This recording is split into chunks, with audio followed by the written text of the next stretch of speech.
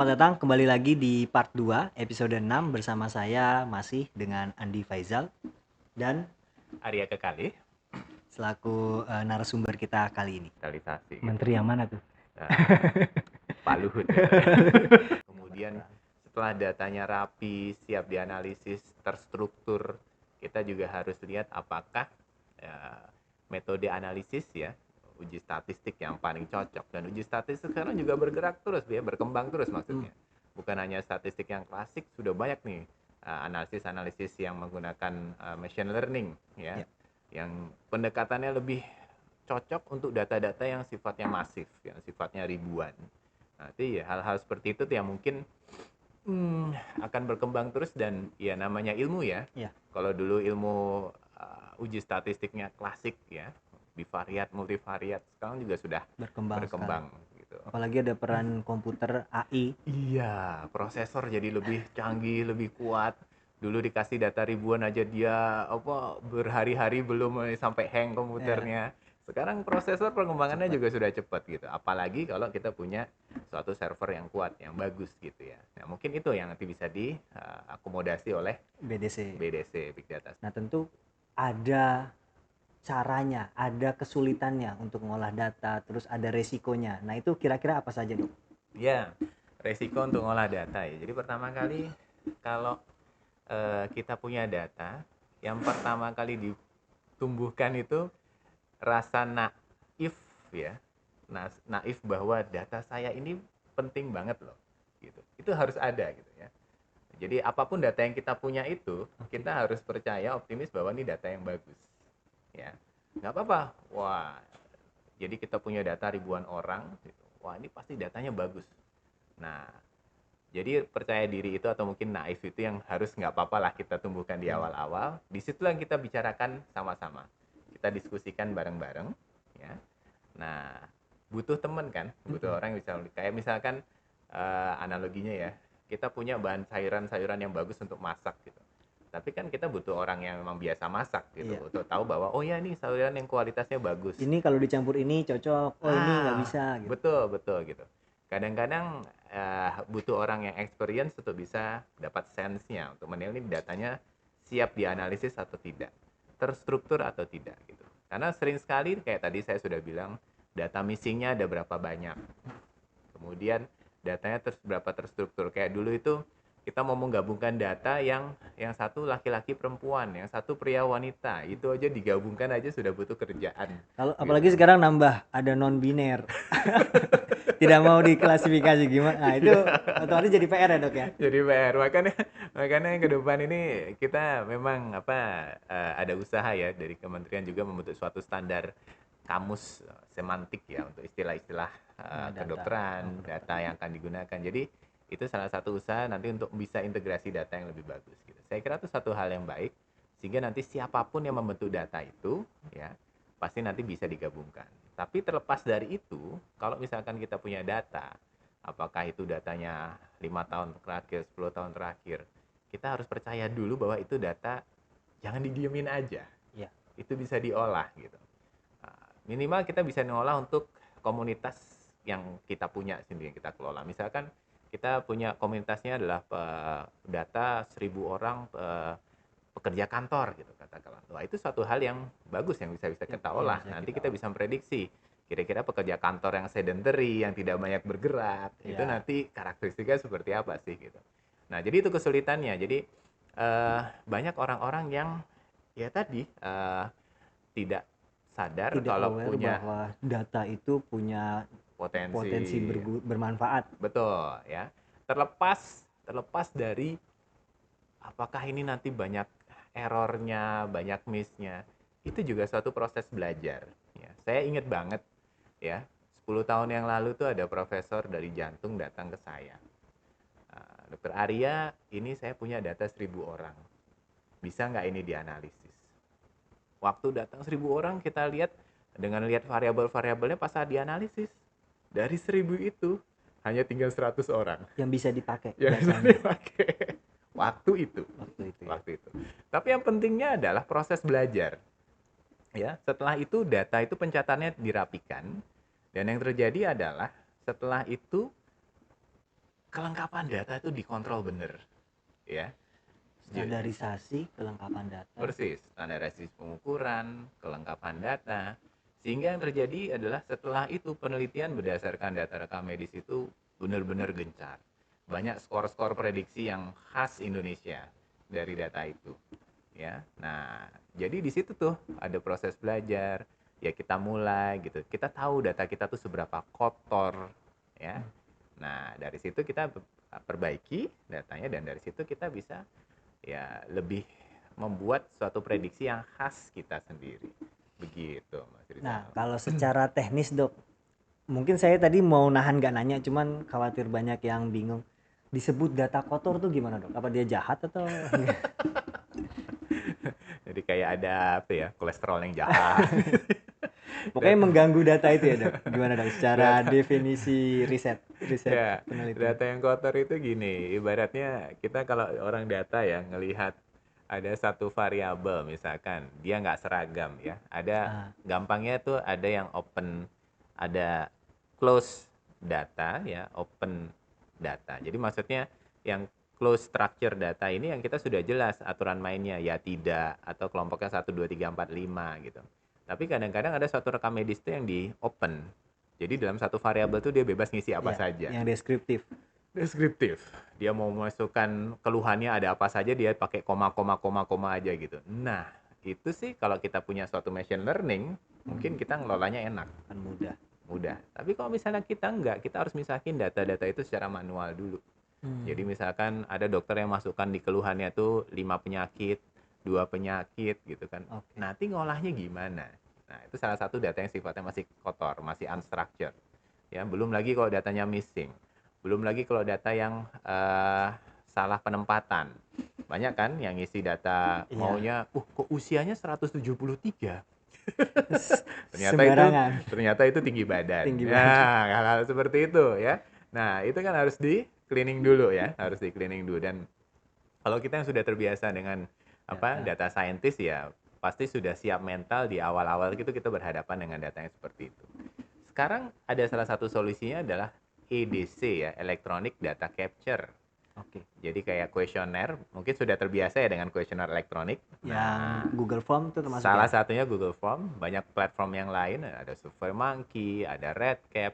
Nah, itu juga suatu big data center harusnya juga bisa memfasilitasi itu supaya apa? Supaya EDC. input itu terstandar, ya. Input itu terstandar sehingga nanti kita nggak ada buang-buang energi untuk Cleaning merapikan lagi. data, cleaning lagi, gitu. Jadi itu mungkin salah satu solusi ya yang bisa harusnya sudah direncanakan dari awal. Jadi Oke. makanya kalau suatu data primer sekalipun, ya, itu jangan main-main dengan kualitas data tadi ya. Apalagi kalau kita mau sifatnya apa suatu survei yang besar ya, survei nasional gitu ya. Gitu. Saya pernah tuh, Mas Rizal, survei nasional berapa provinsi gitu ya, tapi karena sifatnya masih manual, Mm-mm. akhirnya butuh berapa minggu itu sifatnya hanya buat cleaning saja. Jadi apa yang J- sudah diisi itu dirapiin lagi dan itu pusing kepala. Berarti idealnya, Dok, itu memang harus ngajarin subjeknya untuk nulis atau Nah, sekarang dengan suatu EDC itu, kan kalau ada kuesioner-kuesioner yang dulu manual, jika ini terisi, lompat ke sini ya, ah conditional branching ya, ya, itu harusnya udah, itu sudah, sudah terfilter dapat iya, data yang bersih. betul. Termasuk juga kalau ngisi usianya sampai 170, itu kita bisa nilai apa nilai minimum maksimum yang Ya. harusnya bisa dimasukkan, sehingga itu udah terfilter dari awal, sehingga pada saat kita ngisi itu, atau enumerator yang di lapangan tuh ngisi itu, harusnya sudah ada warning ini datanya ngawur nih yang Anda isikan gitu. Nah, itu kan suatu proses yang bagus gitu. Dan itu memang harus disiapkan dari awal Jadi gitu. pengalamannya peneliti lapangan, terus imajinasinya gimana biar data ini terjaga ke depannya memang dibutuhkan ya, Dok ya? Betul, betul. Jadi kita bicara big data ini ya, bisa bicara data sekunder yang sudah telanjur masuk atau kita mau merencanakan data yang primer yang akan kita capture secara Mm-mm. masif ke depannya, yaitu memang harus kita desain dengan hati-hati gitu. Soalnya kalau gagal mendesain di awal, ya kan, ya kan katanya ya kalau kita sudah gagal merencanakan ya kita Merencanakan merencanakan untuk kegagalan. gagal. Jadi sudah siap-siap aja kita gagal gitu. Jadi ya kalau misalnya nggak kita siapkan dari awal, ya bisa jadi nanti di tengah-tengah belum analisis kita udah pusing kepala duluan untuk ngerapikan. Ah, Nah, jadi dengan suatu big data center ini ya kita sudah punya pengalaman-pengalaman itu sehingga nanti ke depannya prosesnya bisa lebih rapi lebih gitu. rapi. Baik dok, terkait dengan selanjutnya kita mengarah tentang prosedur pengelolaan data sekunder atau fun fact-nya dok. Kira-kira apa dok yang bisa di-share? Fun fact-nya ya, fun fact-nya adalah ya kita itu memang sekarang lagi masa transisi. Lagi masa transisi, nggak semua data itu sudah mature. Nggak semua orang itu sudah mengolah datanya dengan baik, Termasuk tenaga kesehatannya ya dok. termasuk tenaga kesehatan. Dokter-dokter sendiri mungkin teman-teman yang mengembangkan medical record sudah paham ya, dokter-dokter itu punya pride tersendiri gitu ya. Kadang-kadang susah Jadi punya di way sendiri, ini gaya saya. ya, this is my way gitu kan. Ya, tapi pada saat kita bicara data gitu kan, memang rekam medis itu kan bagusnya tadi sudah jelas Standar. pilihan-pilihannya, jadi bisa dianalisis langsung gitu ya. Nah, itu tuh fun fact-nya memang sekarang kita masih dalam masa transisi. Bukan berarti saya pesimis ya, maksudnya dengan data-data kita sekarang itu bisa buktinya banyak kan ya tadi secara data-data operasional tuh masih bisa Data dianalisis bermanfaat. ya. Tapi fun fact-nya memang missing data atau incomplete data itu memang masih besar ya, Dan masih. itu full effort untuk para peneliti. Betul, betul. Nah, jadi kadang-kadang banyak ya di kita ini banyak sesuatu, apalagi kalau data sekunder ya, banyak yang kita periksa itu hanya atas indikasi tertentu. Ya, kayak misalkan dulu pada saat COVID, ada yang mau menggunakan analisisnya itu faktor resiko untuk memprediksi kematian itu berdasarkan suatu pemeriksaan yang namanya D-dimer ya. Ya, tapi kenyataannya karena Indonesia resource-nya terbatas ya, nggak semua itu bisa diperiksa di dimer ya karena mahal, karena satu indikasi perlu satu indikasi tertentu sehingga dalam memprediksinya pun ya berarti kita hanya pada orang-orang yang diperiksa saja. Berarti pada orang-orang yang sudah gawat-gawat saja, yang berat-berat saja. Berarti algoritma kita tuh nggak berlaku ke semua orang. Nah, Nah, itu tapi yang kan itu perlu. proses belajar ya. Lebih baik tapi kita mulai mengolah data yang ada itu ya. Nah, sehingga nanti ada suatu kebutuhan, oh ini penting loh memang loh. Nanti ada suatu advokasi bahwa pemeriksaan-pemeriksaan yang penting itu bisa dikerjakan, mungkin harganya dipermurah ya. Belajar dari pengalaman kemarin kita PCR kan, harganya dari 1 juta, 2 juta bisa Turun diturun-turunkan gitu kan. dari 299. Nah, itu kan dasarnya emang penting sekali gitu. Nanti ada beberapa pemeriksaan-pemeriksaan biomarker-biomarker tertentu ya. Ya mungkin dari hasil analisis big data ini akan dicoba dikembangkan harganya.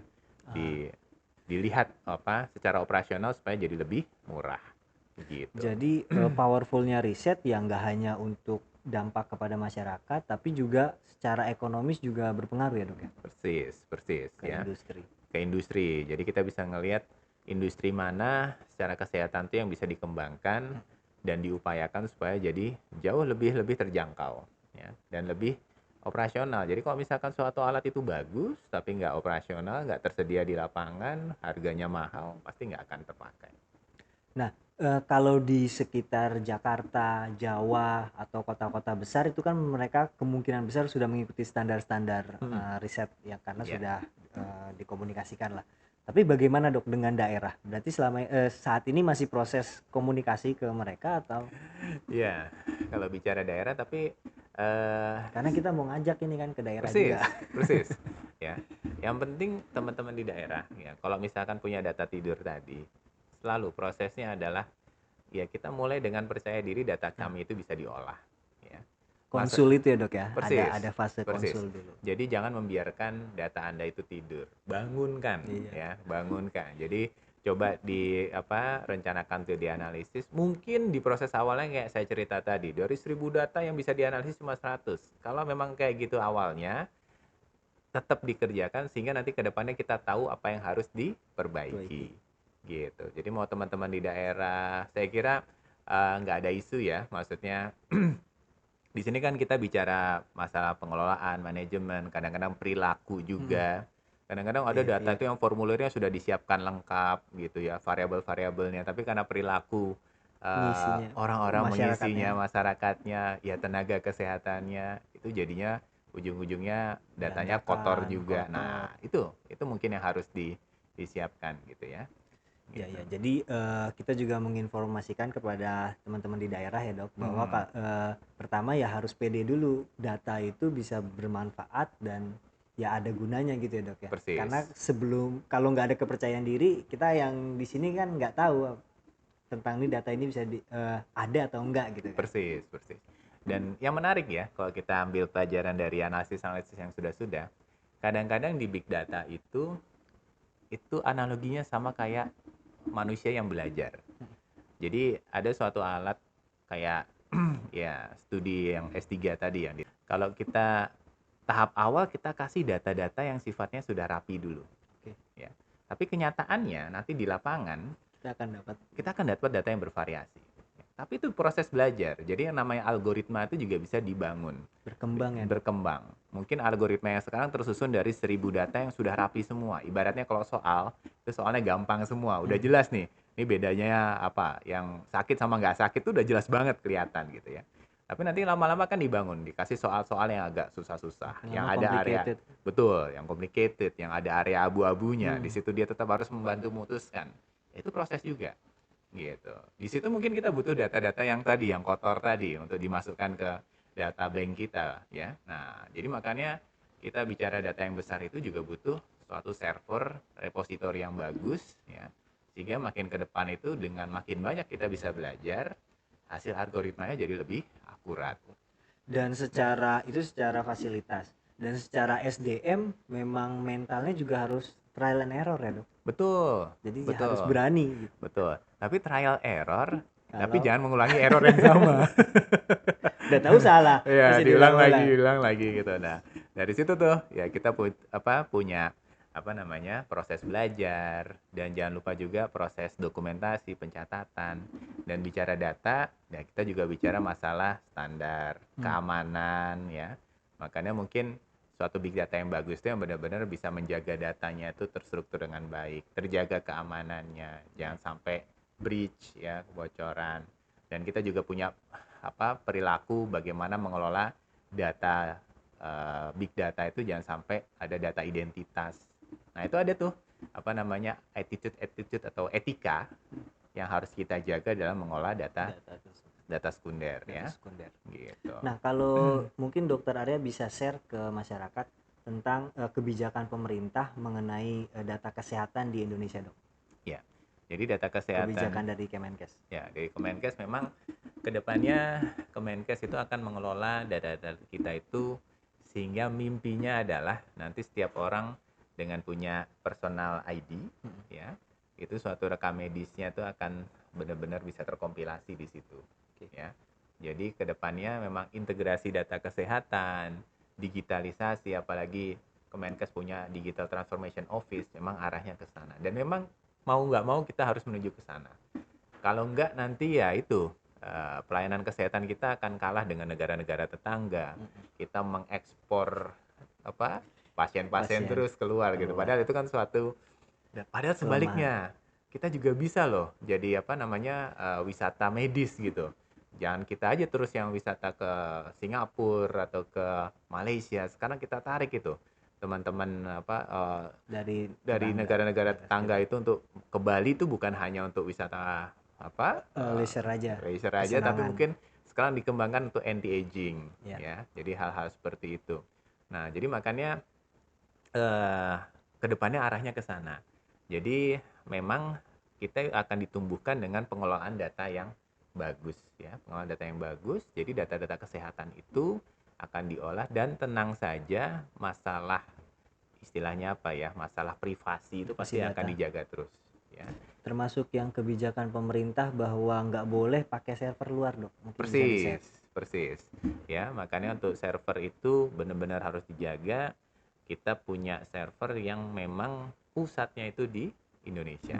Ya yang fisiknya itu di Indonesia gitu nah itu yang memang harus dijaga benar ya for the sake untuk ya tadi kerahasiaannya itu benar-benar itu adalah hakinya kita ibaratnya kita selama ini ya kalau misalkan ada pemeriksaan darah atau apa terus darahnya itu mau dibawa ke luar negeri itu aja prosesnya butuh MTA ya namanya ya proses transfer agreementnya tuh benar-benar ada izin jadi harus administrasinya Lama, wah berat panjang. jadi perizinannya. Nah itu kalau data kan juga sebenarnya sama gitu. Jadi emang harus benar-benar kita jaga, dan itu makanya suatu big data center yang bagus punya kualifikasi itu. Dan kita BDC di servernya di Betul, Indonesia ya dok. sudah kita jaga gitu. Jangan sampai data itu benar-benar keluar gitu. Ya. Mungkin bisa nyinggung sedikit, di Indonesia server itu sudah di tier 4 ya dok. Ya, ya, Jadi tier 4 tuh kalau teman-teman boleh menginformasikan ke teman-teman, kayak hotel bintang 4 gitu ya dok. Jadi udah ya, kualitasnya jaga ya, data. ya. Dan kita tentunya memang tentu tetap ada berpartner ya Ah, dengan pengelola itu, pengelola server. Tapi yang jelas kita menjaga kualifikasi tadi, syarat-syaratnya, keamanannya, dan fisiknya itu memang harus di Indonesia gitu, sehingga benar-benar terjaga dari kerahasiaan tadi. Nah, makin ngerucut nih dok. Kalau mengenai data analysis dok, mungkin ada yang bisa di-share terkait dari tadi yang kita bahas dok. Ya, data analisis itu kalau dulu secara klasik kita hanya mau membedakan antara hasil akhirnya tuh misalkan meninggal nggak meninggal gitu Oke, ya. Jadi istilahnya yang membedakan ya segmentasi ya. segmentasi. Sesuai Ya kebutuhnya apa gitu dok. butuhnya apa gitu. Tapi sekarang bisa dikembangkan lagi gitu, bukan hanya segmentasi untuk dua hasil, bisa segmentasi untuk beberapa klasifikasi gitu. Hmm. Misalkan kita nggak mau meninggal apa mengincar yang penyakit Sedang. yang berat atau tidak sakit gitu, tapi kita mau membuat klasifikasinya dari yang penyakit yang Ringan, normal, normal. yang ringan, yang sedang ke berat. Kita mau memprediksi seseorang itu ke arah mana gitu. Itu juga bisa gitu. Jadi perkembangan teknologi analisis itu nggak hanya membedakan seseorang itu bakal meninggal atau tidak, tapi makin gradasinya itu juga bisa di Makin spesifik ya dok. masih spesifik, betul. Makanya arahnya ke precision medicine.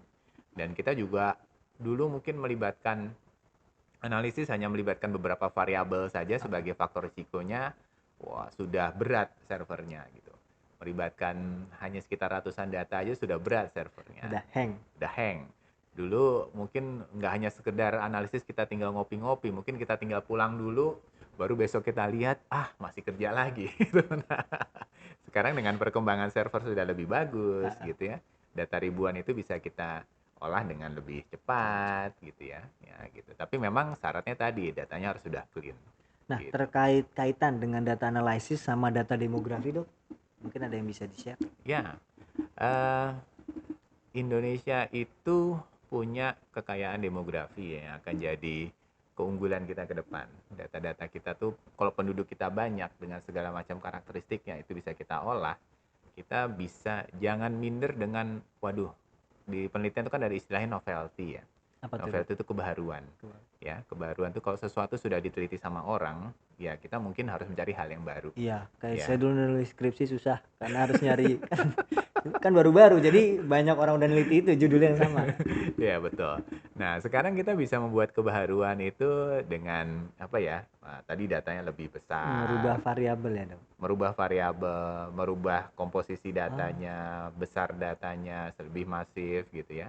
Itu sendiri suatu kebaruan ya. Jadi sekarang sendiri cara kita menganalisis data, dulu mungkin kita hanya pakai analisis yang mengklasifikasi itu secara klasik ya, hanya bisa melibatkan beberapa variabel. variabel. Sekarang dengan kita punya machine learning, itu Ah, novelty-nya pasti iya. sudah. Jadi makin beragam ya dok. Nggak Betul. terbatas lagi. Jadi keragaman itu bukan hanya dari besar sampelnya, banyak variabel yang bisa dianalisis dan cara menganalisisnya.